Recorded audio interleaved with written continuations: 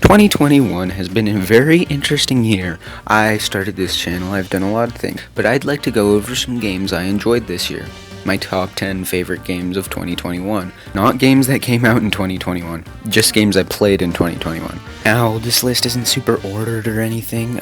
There is a general thing, like I'll be going from the one I enjoyed to the ones that were my favorite at the very top, but overall, these were all amazing games and I recommend you check out all of them. Without further ado, let's just jump into it. Super Monkey Ball Banana Mania is a very interesting game. I have never really played a Monkey Ball game before. I mean, like, I'd played it once at a friend's house, but the normal mode was too easy and the hard mode was too hard, so we just didn't really enjoy it. Super Monkey Ball Banana Mania made me learn that I might be a masochist. Otherwise, then the developers are sadists, because this game is insane. Why? This is like a psychological horror. Look at this monstrosity. Look how evil these monkeys are. I don't trust them for one bit, and this game shows me this demented, evil demon. Okay, actually, I'm done with this bit. Anyway, Super Monkey Ball's just a good time. I really enjoyed it. It had some really good puzzling levels that still felt fast and arcade-like. The gameplay's quick, it's responsive, and it's just a good time.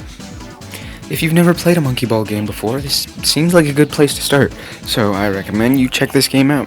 I will be a further fan of the Monkey Ball series, maybe checking out more of the games in the future. That said, let's move on to number 9. I'd consider this next game a classic for most people. In fact, it's just generally a really solid game. Hotline Miami is one of the classics. I mean, it only came out it came out a little over 10 years ago. It's essentially this very vaporwave 80s themed fast-paced killing game, and it's very satisfying. It's very puzzle-like. It's got great music. Everything moves so fast. I can see why people really loved it. I have yet to play the second one, which I've heard is a lot more controversial. But I still believe there's probably some merit to it. I genuinely loved this game, and I never felt very frustrated, even though you continue dying and dying time again. It's just very satisfying to learn different tactics in this top-down, old-school style game. It's just very satisfying. That's all I can say about it. Hotline Miami is very violent. It's got a story, but it never overbears its story. It moves quick, never feels like you're out of the gameplay for too long, and it's just very good in every single aspect. If you're a fan of classic indie games, then this is going to be one of them that you're going to check out if you haven't already.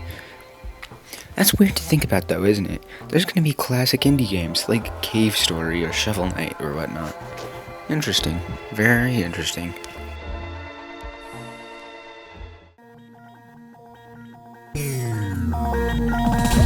This next game is one that I have technically played 10 years ago, but I think only now it should really count. Pokemon Black 2 is one of the ones that's wow, Pokemon. I did not expect that to be on my 2021 favorite games list, because I'll be honest, in 2019, when Pokemon Sword and Shield came out, I played them, and I just genuinely thought that I had grown out of the games or something. They just were not very fun or enjoyable, and I beat them, and I was like, that was not as fulfilling as I had remembered Pokemon games being. But I gave myself another chance in 2021 when I had the opportunity to play Pokemon Black 2, and Black 1 technically, but I'm going to consider Black 2 as my choice here because I think it does a lot better than Pokemon Black, which is what a sequel should do. But anyway, I'm getting off topic. When I started this game, that love for Pokemon came back to me. It's something I missed. It's something I didn't realize that I could just get back. Pokemon Black 2 makes me passionate about this series again. It's a shame that so many people have not played it. It was the one that was just forgotten because of its inconvenient timing. One day in the future, hopefully this year, I'd like to talk more about this game and how much it does right, and how much it really hurts me that we're probably never going to get a Pokemon game on this level again. I genuinely love this game. In terms of Pokemon, it had enough difficulty where it didn't feel like I was cakewalking my way through, but it also had some of the most amazing places, story, world, music. Oh my, well, I mean, all Pokemon games have good music. I feel like that's the one constant, just consistently amazing music. The sprite work is gorgeous, and my god, it's just such a good time. I never expected Pokemon Black 2 to be as good as it ended up being.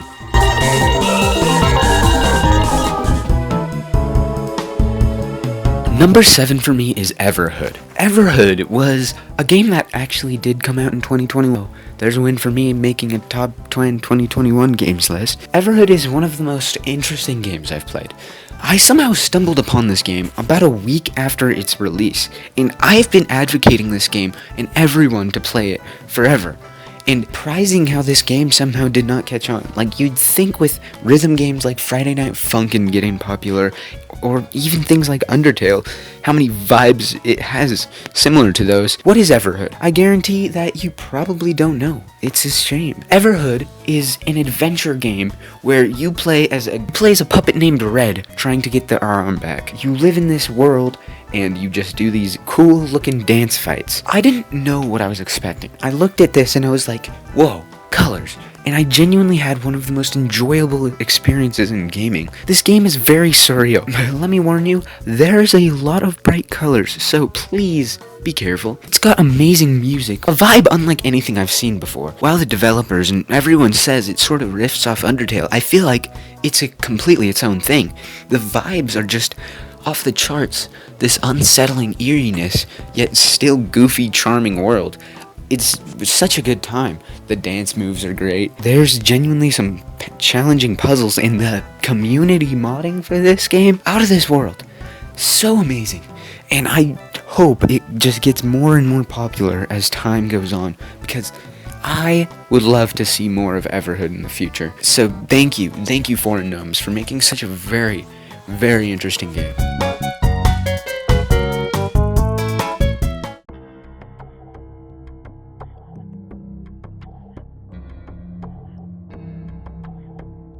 Night in the Woods is one of those games that was popular years ago, but I just didn't really see the appeal to it. I ended up playing it recently when I got the chance to. Recently, I mean February of 2021. When I played it, it was so surreal. The vibes were unmatched, and I cannot tell you how much it just hit. You play as May, coming back to her small town after dropping out of college. What might seem like your basic adventurer doing whatever, slice of life, I'm 14 and this is deep sort of game. This is genuinely one of the most compelling experiences I have ever experienced, I guess. I don't know. When I played this game, I did the Bia route, and I will probably come back and do the Greg route at some point. Genuinely so well done. This game talks a lot about things, relatable problems to most people. I guarantee you, I will come back to this game in a few years and relate to it even more than I do now. A beautiful game. The music is phenomenal, with a lot of fun games and this cutesy looking art style, with a very distinct look and these autumny vibes. It's wow. I don't know. It just is very close to me, and I loved it. I really did. Really want something to think about with some fun and witty humor alongside some enjoyable characters and fun times. Check out Night in the Woods. It's genuinely just a breath of fresh air compared to a lot of games.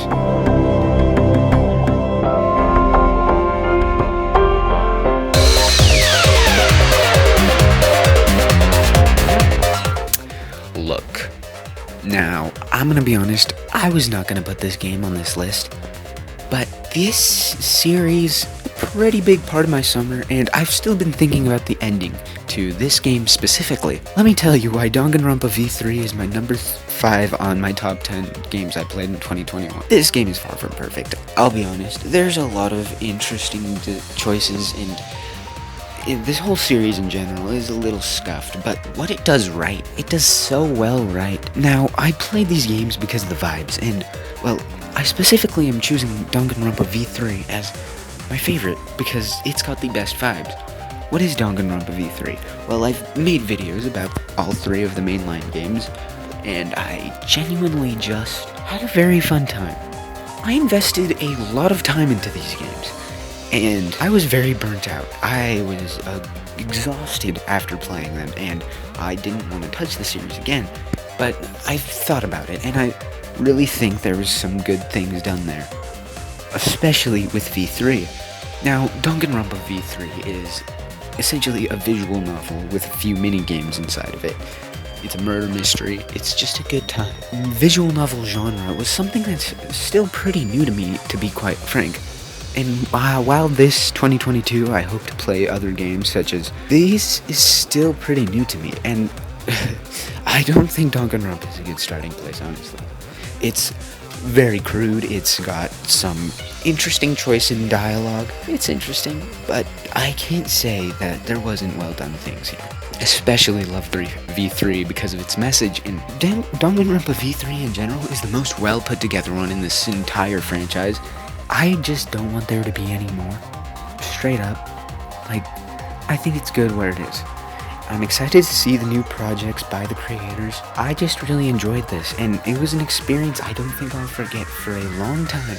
The music was banging, the vibes were banging, the story was banging when it was banging, and not banging when it wasn't banging. But it was a good time, and I really loved some of the character development between so many of the characters.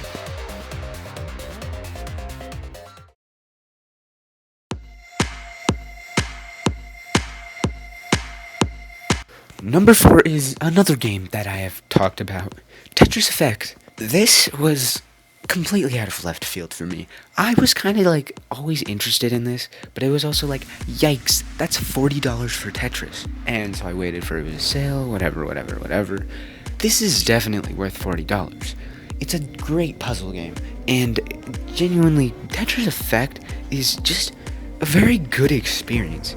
It combines Tetris with not changing anything to make it different or feel weird and not like Tetris, and makes it this beautiful artistic experience unlike anything I've ever seen before. I've talked about it or something in my other video, so yeah, check that one. I don't know what else I can say about this game other than it's just really damn good. Like, you're not gonna get a lot of games like Tetris Effect, but the way they did it was amazing. But Tetris Effect, probably my favorite variation of Tetris alongside like Puyo Puyo Tetris or something. What a beautiful experience that I cannot help but recommend to you and many others. That being said, let's move on.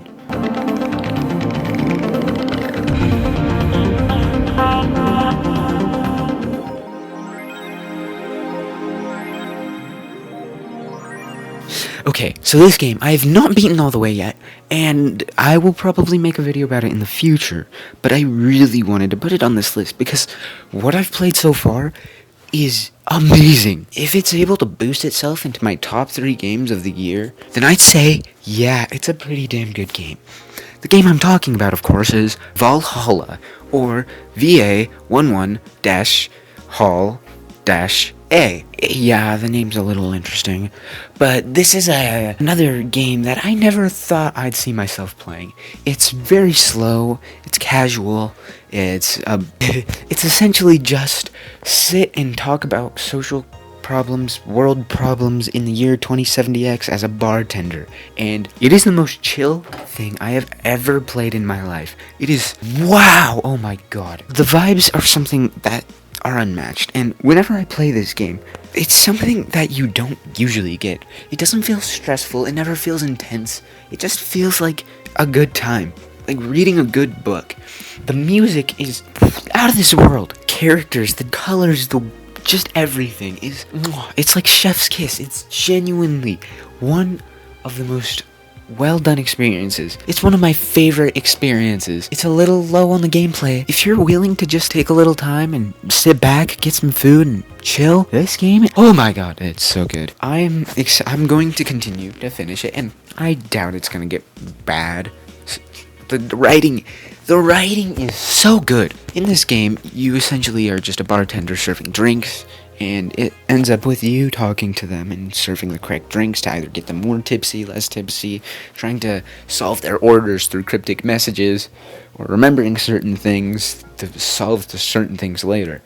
It's just a good time, and Valhalla is one of those things that is very special to me, and I think it will continue to be.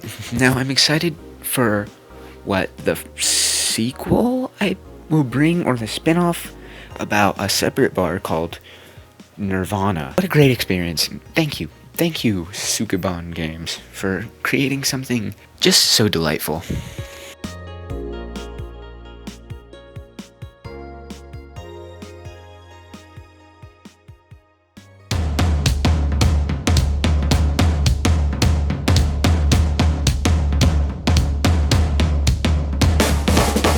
Number 2 is Persona 4 Golden. Now, I technically started this game in November of 2020 and finished it in January of 2021. But I think it counts because, look, I need to talk about these games more. Persona 4 was my second experience with the Persona franchise. I had played Persona 3 in 2020, and I really enjoyed it. While there were some gameplay quirks, it was a good time, and I loved the story, and it was very depressing and sad, but still beautiful and charming. Persona 4 does that, but better. And the story it tells, the world it is, and everything's great. Persona 4 Golden is a JRPG by Atlas made in like 2012, and it was re-released on Steam in 2020 or 2021. I can't remember exactly. It's just a good time, man. I really enjoy it. Now, I'd consider myself a Persona fan at this point. Sadly, maybe it's not sad.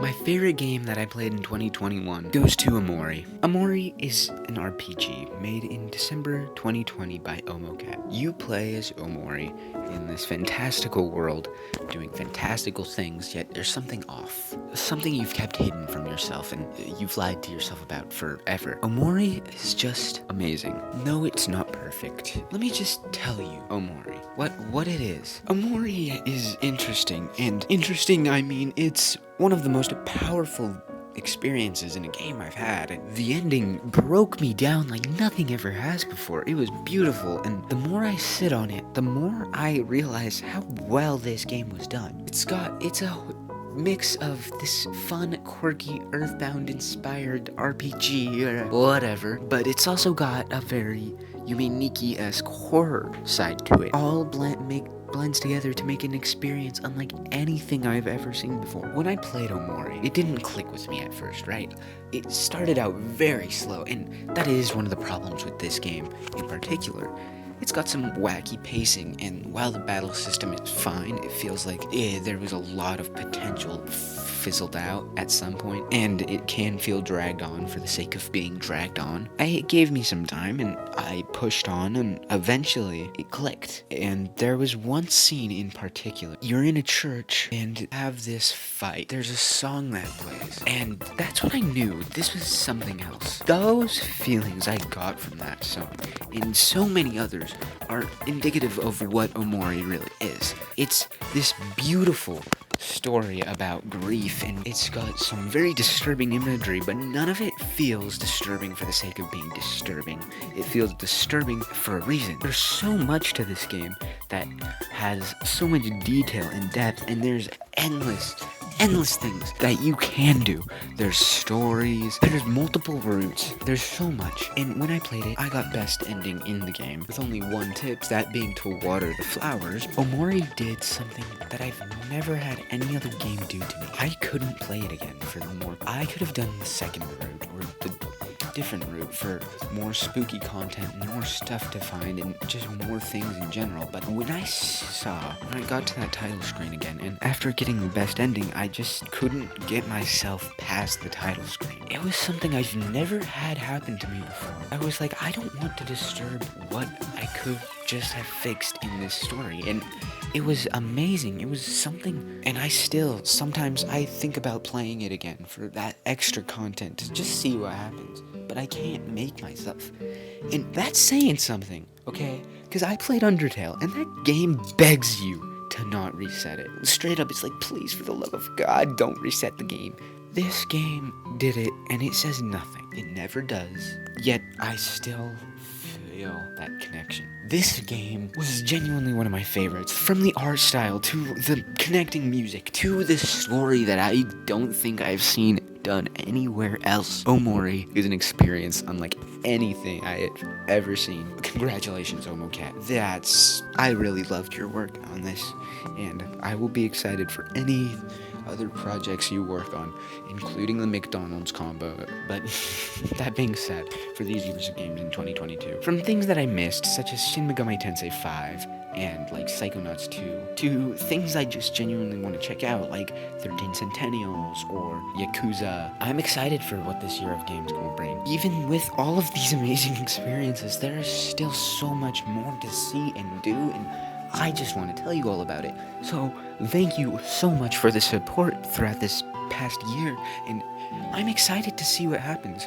I'll continue talking about whatever it is I feel is gonna be fun, and I know not a lot of people are making it this far, so if you did watch to here, thank you. Thank you so much. I just want to share more of these experiences with you and try to convince you to play more of these things, because there's so much I want to do with this next year, and I hope you stick with me. If you have any suggestions on anything at all, from games to video ideas to whatnot, just comment it below. That being said, thank you so much for watching. Have a good day. Bye-bye.